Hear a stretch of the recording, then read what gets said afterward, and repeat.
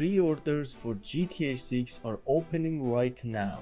Millions of people are about to buy what might be the biggest game release in history. But there's something strange about GTA 6. Something that most people won't realize until after they've paid for it. You can't lend it to a friend. And there will never be a used copy waiting for you at a discount. Because the physical version doesn't actually contain the game.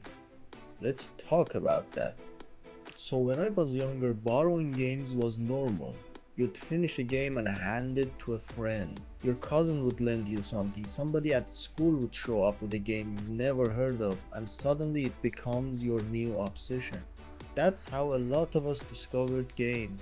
Not through advertisements, not through influencers. Just to somebody saying, dude, you've got to play this. And then handing you the game. Simple. But GTA 6 changed that.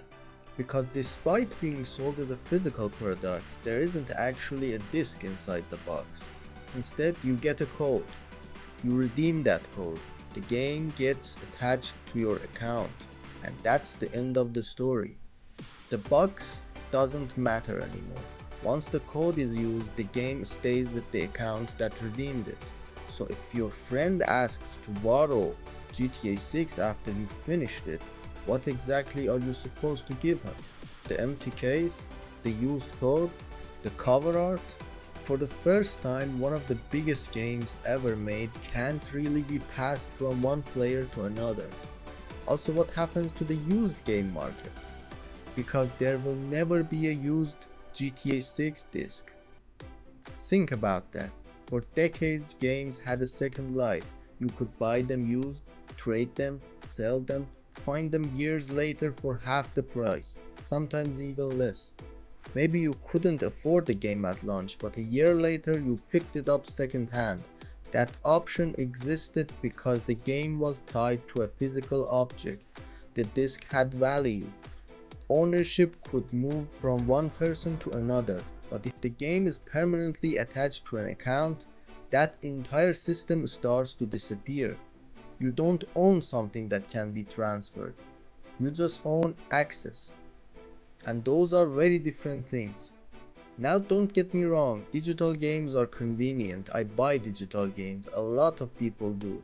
The issue is when a product is sold as physical while behaving exactly like a digital purchase.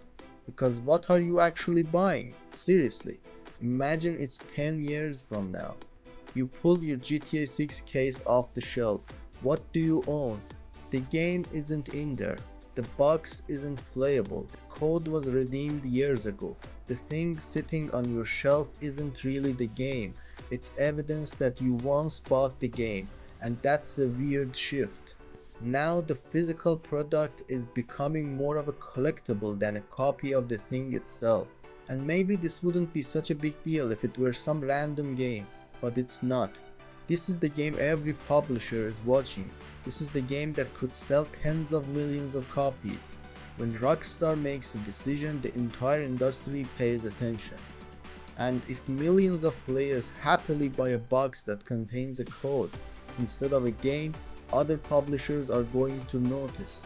I mean, why wouldn't they? It's cheaper, it's simpler, and it gives publishers more control. The question is whether players are comfortable with the trade-off.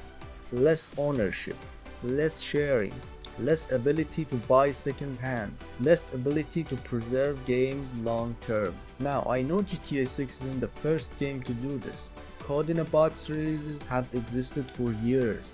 The difference is that this is GTA.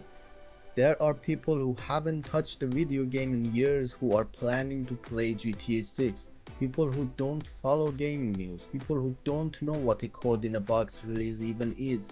They're going to walk into a store, buy what looks like a physical game and assume it works the way physical games have always worked. And for a lot of them, that realization is going to be disappointing.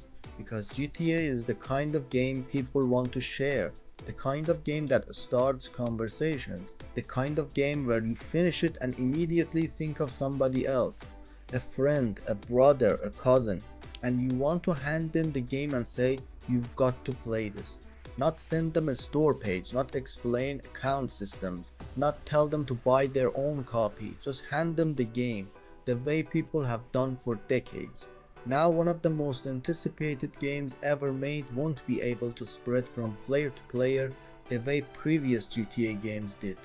No lending it to a friend, no passing it around the family, no pulling it off your shelf years later and giving it to somebody who missed it.